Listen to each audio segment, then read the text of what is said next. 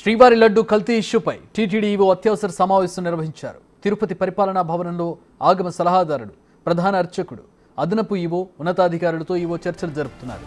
లడ్డు అపవిత్రత నేపథ్యంలో సంప్రోక్షణపై సమావేశంలో చర్చించారు. సాయంత్రం ఈవో సీఎంను కలవనున్న నేపథ్యంలో ఈ మీటింగ్ కీలకంగా మారింది.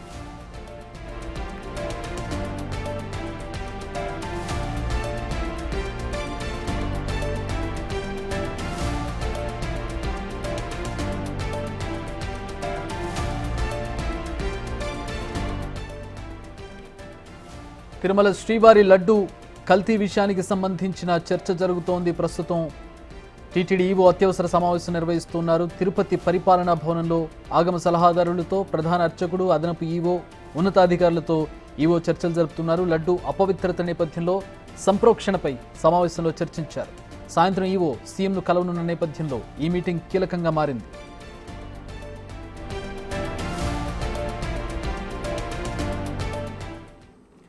మా ప్రతినిధి దామోదర్ జాయిన్ అవుతున్నారు. దీనికి సంబంధించి మరిన్ని వివరాలు తెలుసుకుందాం.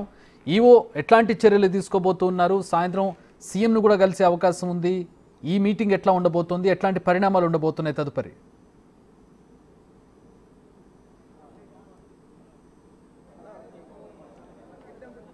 దామోదర్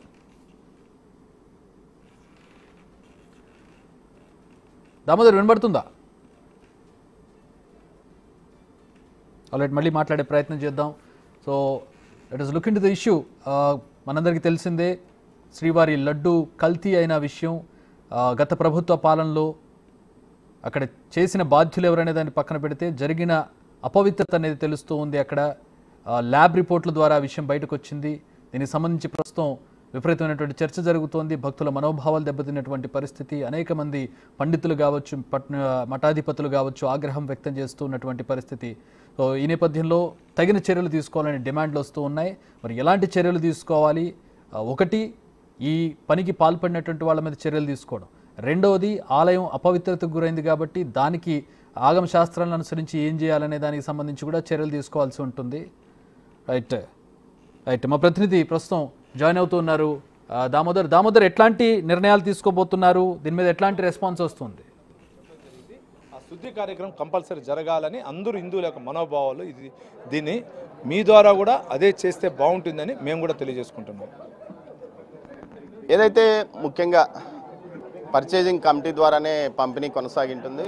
దీనివల్ల ఎలాంటి పర్చేజింగ్ కమిటీలో ఉన్న సభ్యుల మీద చర్యలు తీసుకోవాలా, లేకపోతే అధికారుల మీద తీసుకోవాలా, ఎవరి మీద ఈ చర్యలు తీసుకోవాల్సి ఉంటుంది? అంటే పర్చేజ్ కమిటీ అనేది ఉండొచ్చు, కానీ వెనకాల అదృశ్య శక్తులు ఉంటారు. సీఎం గారు వెనకాల ఆ రోజు ఉన్నటువంటి ఇక్కడ స్థానికంగా ఉన్నటువంటి శాసనసభ్యులు ఉంటుంది. వాళ్ళదంతా అందరిది. దీని ఇప్పుడే మా నాయకుడు నరసింహ యాదవ్ గారు చెప్పారు. దీనికి సంబంధించిన వాళ్ళు అందరి యొక్క ఫోన్ డేటాను కానీ పరిశీలిస్తే మొత్తం లింక్ దొరుకుతుంది అన్నారు. అది 100% చేస్తే సక్సెస్ అవుతాం. అయితే మొత్తం మీద దీనికి సంబంధించి అనేక మీ మీదే ఎదురుదాడి చేస్తున్నారు. డైవర్షన్ పాలిటిక్స్ కోసమే ఇలాంటి ప్రయత్నాలు చేస్తున్నారని చెప్పి ఇప్పుడు 100 రోజులు మా సక్సెస్ అయ్యి మేము చెప్తా ఉంటే ఈ మా 100 రోజులు చెప్పేదాన్ని ప్రజలకు ఉండకూడదని జగన్మోహన్ రెడ్డి డైవర్షన్ పాలిటిక్స్ చేస్తున్నాడు. మేము చేయట్లేదు. జగన్మోహన్ రెడ్డి గారు కానీ, ఆయన మంత్రులు కానీ, ఆయన ఎమ్మెల్యేలు కానీ, నా నాయకులు ఏదంటే గతంలో కూడా చూస్తుంటారు. 2019 నుంచి 24 వరకు ఏదైనా ఒక దానిపైన తెలుగుదేశం నాయకులు ఏదైనా చేస్తే డైవర్షన్ పాలిటిక్స్ చేసి ఎవరినో ఒక ఇష్యూ అరెస్ట్ చేసి నాయకులను అరెస్ట్ చేయటం కానీ, ఇంకోటి దాడి చేయటం కానీ, ఇంకొక ఇష్యూ చేసేవాళ్ళు. డైవర్షన్ పాలిటిక్స్కి ఒక పేటెంట్ హక్కు అంటే వాళ్ళకే, ఇది కంటే మాకు కాదండి. భవిష్యత్తులో మీరు టీటీడీ ప్రక్షాళనకు ఈ గతంలో ఎవరైతే ఇలాంటి చర్యలకు పాల్పడినారో వాళ్ళ మీద ఖచ్చితంగా చర్యలు ఉంటాయా? భక్తులైతే నమ్మడం లేదు. కేవలం ఇప్పుడు అడావిడి చేస్తారు, ఆ తర్వాత వారి మీద కేసులు పెట్టరు, ఏం పెట్టరు, వారి మీద ఎలాంటి చర్యలు తీసుకోరు. కేవలం ఇప్పుడు బయటికి మాత్రమే చెప్తారా అంటూ నిన్న నేను చాలామంది భక్తుల్లో తిరుమలతో మాట్లాడాను. వారి మీద కఠిన చర్యలు తీసుకోవాలంటున్నారు. కానీ చర్యలు తీసుకుంటారా లేదా అనే అనుమానం కూడా భక్తుల్లో ఉంది. ఇప్పుడు మా పెద్ద ఆయన గారికి మనసు కొంచెం సున్నతిమైంది గతంలో. ఇప్పుడు అది ఉండదు. ముఖ్యంగా ఆయన ఇంటి ఎలవేల్పు ఆయన తెల్లాలేస్తే మొక్కు అనేది కానీ, ఇంట్లో శుభకార్యం కానీ కలియుగ వెంకటేశ్వర స్వామి నుంచి చేసేది. హిందువుల యొక్క పవిత్రమైనది కలియుగ వెంకటేశ్వర స్వామి. అటువంటి చోట జరిగినప్పుడు ఎవరు ఉపేక్షించరు. 100% వాళ్ళపైన చర్యలు ఉంటాయి. దాన్ని మీరు తొందరగా చూస్తారు. తిరుపతి పార్లమెంట్ అధ్యక్షుడు సిఆర్ రాజన్ ఉన్నారు. చెప్పండి రాజన్ గారు, అసలు ఈ విషయాల్లో ఎలాంటి సంప్రోక్షణ వ్యవహారాలు ఉంటాయి? మీరు చాలా కాలం దీని గురించి అవగాహన ఉన్న వ్యక్తి. ఇది మొత్తం పండితుల్ని, ఆగమ శాస్త్ర నిపుణుల్ని అందరిని పిలిపించి ఖచ్చితంగా దీనికి ఎలాంటి సంప్రోక్షణ చేస్తే బాగుంటుందో దాన్ని ఖచ్చితంగా నెరవేర్చాల్సిన అవసరం ఉంది. భారతదేశంలో ఉన్న ఇంతమంది హైందవుల మనోభావాలు దెబ్బతీసే విధంగా ఈ కార్యక్రమం జరిగింది కాబట్టి అందరికి కూడా ఆ సంప్రోక్షణ చేసి అందరిని శాంతి చేయవలసిందిగా కోరుకుంటున్నాం. ఖచ్చితంగా జరుగుతుంది.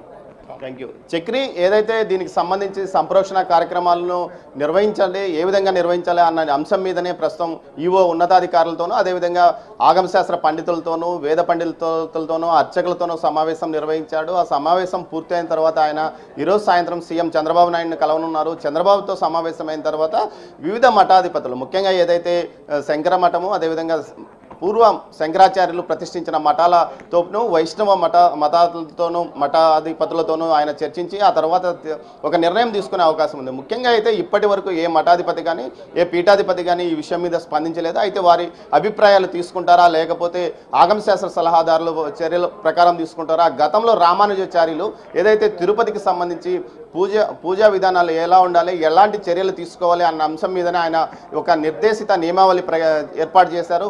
ఆ నియమావళి ప్రకారమే భవిష్యత్తులో ఎలాంటి చర్యలు తీసుకోవాలి అన్న అంశం మీదనే అధికారులు ఈరోజు సమావేశంలో నిర్ణయం తీసుకున్నట్టు తెలుస్తుంది. మొత్తం మీద అటు దేశవ్యాప్తంగా ప్రపంచవ్యాప్తంగా ఉన్న హిందువుల మనోభిప్రాయాలు ఏమాత్రము దెబ్బతినకుండా తగిన సంప్రోక్షణ చర్యలు తీసుకునే అవకాశం ఉంది. Chakri. All right, thanks for the updates Damodar.